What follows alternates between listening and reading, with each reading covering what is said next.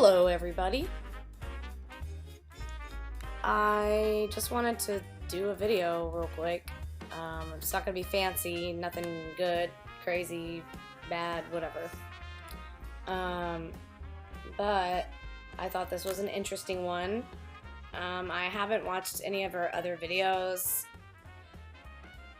since I last posted, or since I last had my live stream, rather. But I thought this might be an interesting one to look at. I will say that I don't believe anything she says. But I also want to give her the benefit of the doubt, because if she really did go to a psychiatrist, then that at least in itself is a good step. Whether or not she got diagnosed yet, well, that's really for her psychiatrist and her to know for real what she's been diagnosed with. But since she does have a history of lying about many, many important things,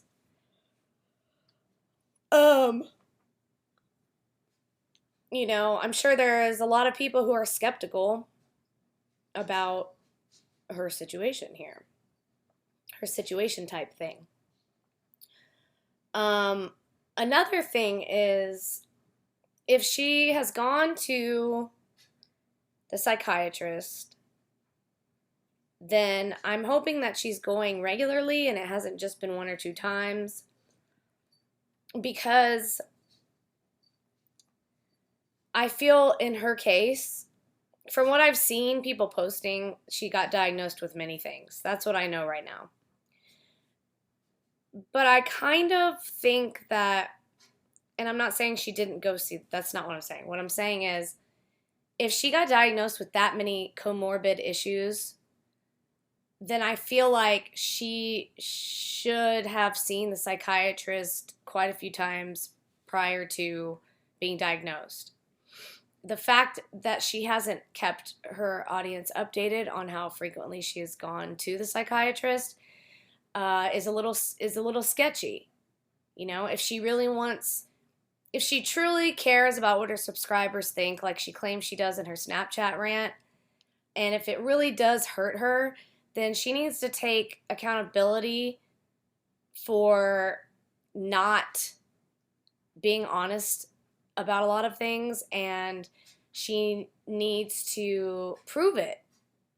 She's probably thinking, I don't need to prove anything to anybody. Well, then you're not allowed to get your feelings hurt, because at this point you have lied so many times. You've been so insulting to everybody, Amberlynn, and quite frankly, we're kind of tired of it. I know I am. I'm pretty tired of it. I honestly don't even want to be making this video.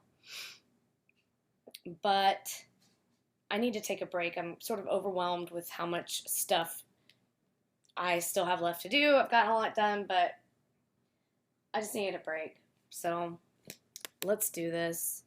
I don't know if I'm going to do lie detecting today. I'm really not in the mood, but we'll see how it goes. So you guys are currently sitting in my makeup case in a very weird maneuver. So today, as you guys remember from my last vlog, I really don't like how this looks, like at all. But I don't know where my tripod is, so... Didn't she buy like a mukbang tray at one point? Couldn't she just set her camera on top of the mukbang tray? And Amberlynn, if you make as much money as you do, why don't you have a ring light and a camera stand by now? I don't understand that. That's like a component that's missing in your brain. Is you've been YouTubing longer than any of us have, and you still don't have the most basic of technology to help you not have all of these problems that you constantly have in every single one of your videos. That's a situation. So hold on. This is a little better, not quite. It's I like her shirt. But for my last vlog, today is my psychiatrist appointment, and I'm nervous. That's just where I'm at. I think it's going to be a really short appointment. Why would you think it's going to be a short appointment? Hoping Becky can come in. Why does she think it's going to be a short appointment? How on earth does she know whether or not she's going to have... Okay. I've been to a counselor, and usually they charge by the hour. Granted, that's not a psychiatrist, but I feel like if she's got as many diagnoses as she claims to have, and her appointment is very short, it's not consistent at all. In a room with me just to ease some nerves, but I feel like that's probably not going to be allowed. So, if you guys remember, change of subject, I don't want to talk about it anymore. If you guys remember my buying everything I want from Walmart situation video that I did, see, you guys can tell that I'm nervous because I start like talking nonsense. I caught them in my hands. Does she just make Becky sit with her? Okay, so I have not tried the Maybelline Super Stay in 15 Lover. So I wanted to do it on camera to get a little first impression type style because everyone loves makeup, right? I don't know if it's really going to look good with what I'm wearing or if it'll look good with my skin tone. I feel like darker colors look better on me, but we'll see. I agree.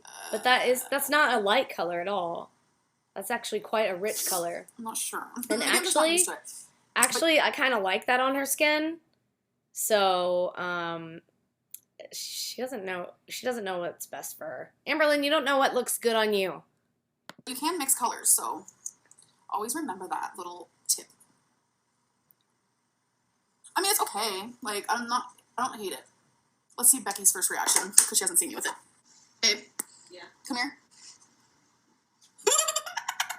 Okay, what do you think of my lipstick? It looks good on you. I like it with that blue, though. Really? Yeah.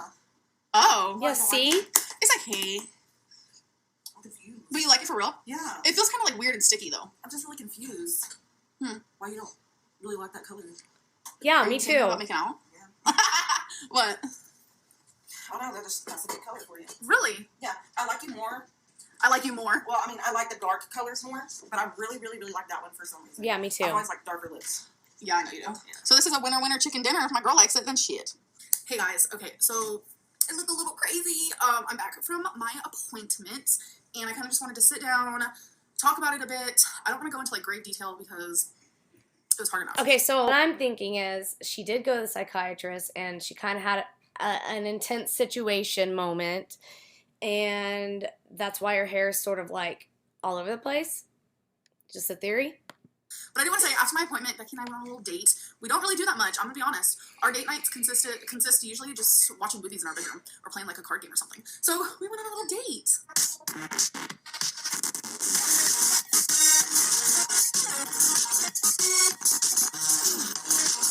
I can appreciate the fact that she's actually like vlogging, you know? Or vlogging, I should say.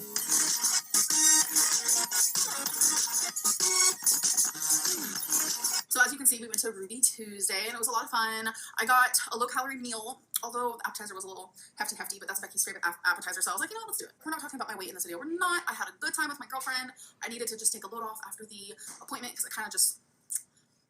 So after that, we actually went to Lowe's. Pulling up at Lowe's. Becky's going in there to get some I'm actually kind of digging the style of vlog. Why is that, babe? Because the sun comes up at like 6 o'clock in the morning, right in my face. I'm not mad at it. Until 8:30, she says. So I'll be back. All right, I'll be here. Like, she actually put effort into it, which I can appreciate.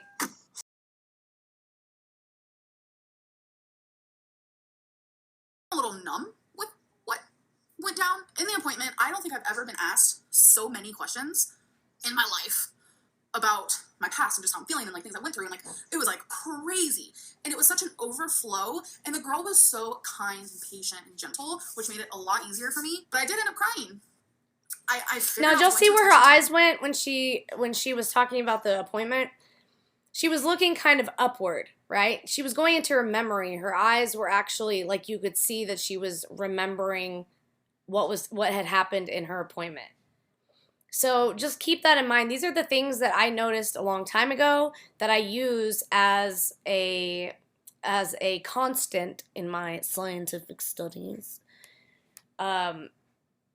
So that's just one of those things. Like, it's so funny because she doesn't look in that place very often, which could mean that she probably doesn't go into her memory that much.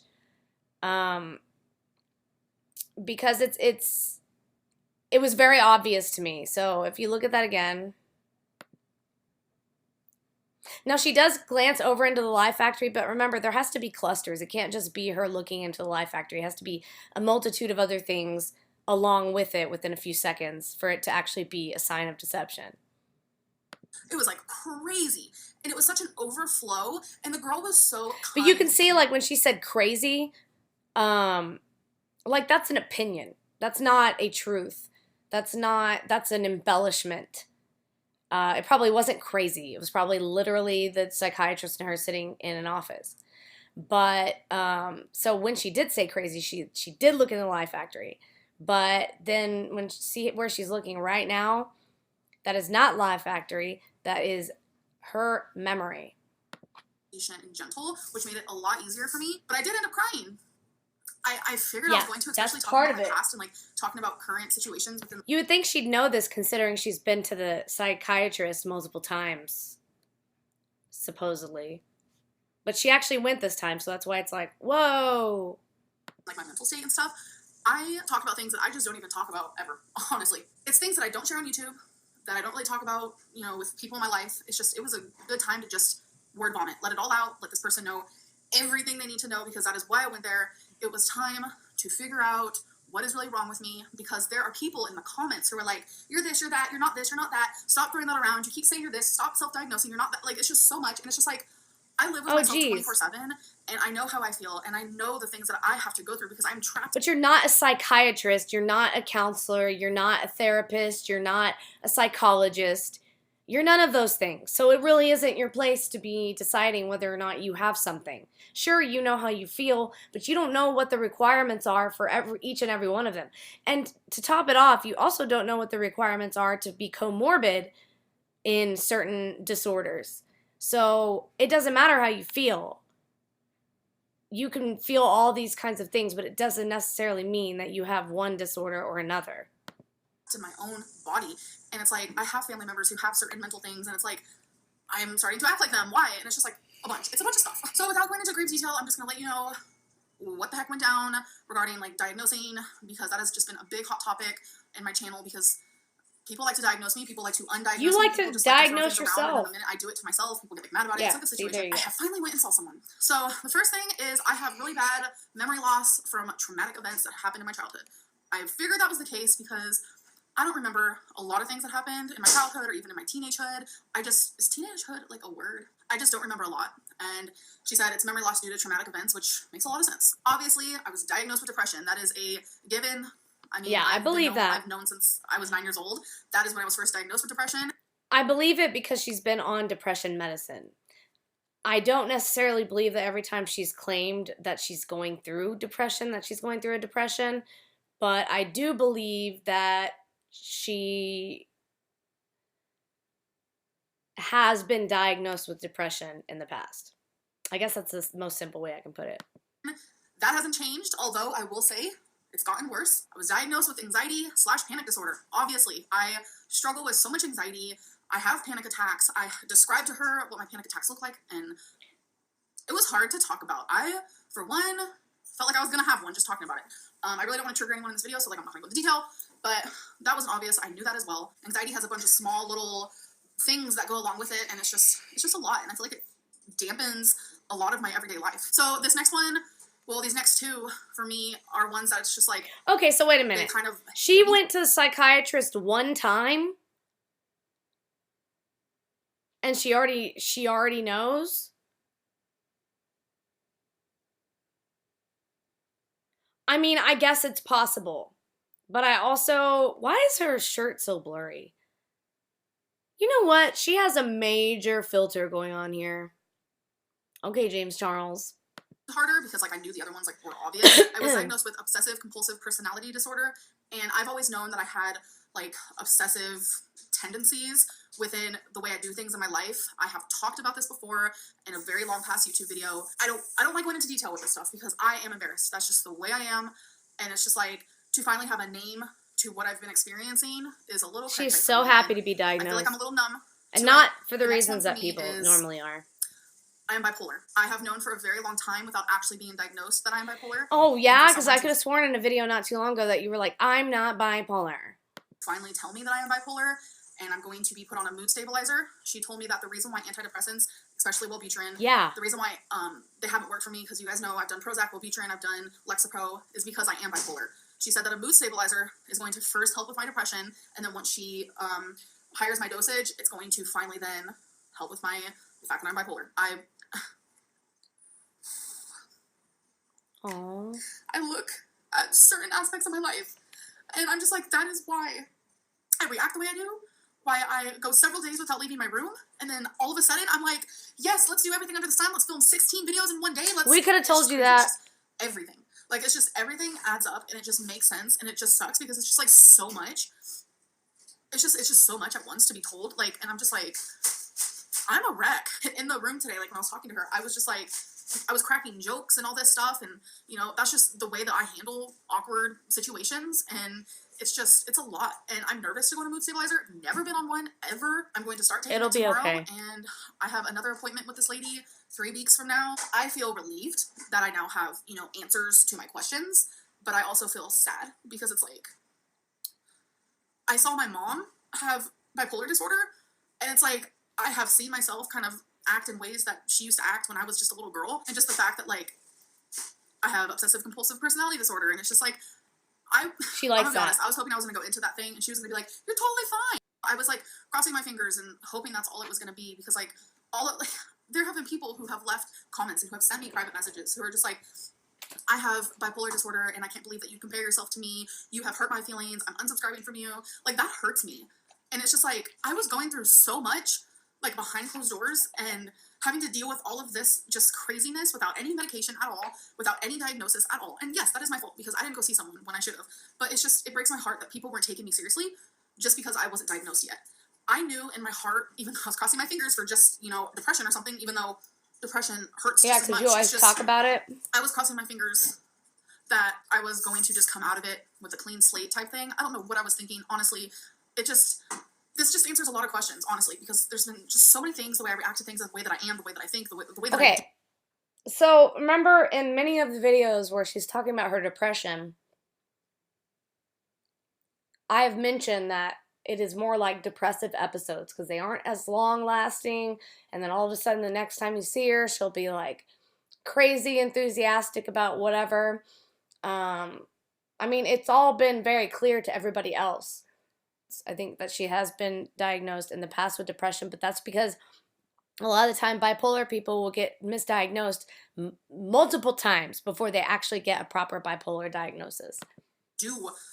That I've just been like, why am I like this? Why am I like this? Why aren't other people like this? And now I finally get it. I really hope that I'm not offending anyone by me being, like, sad that I'm diagnosed with these things. It's just, this is new. This is new for me. And I'm completely honest with you guys in a lot of that, what I tell you.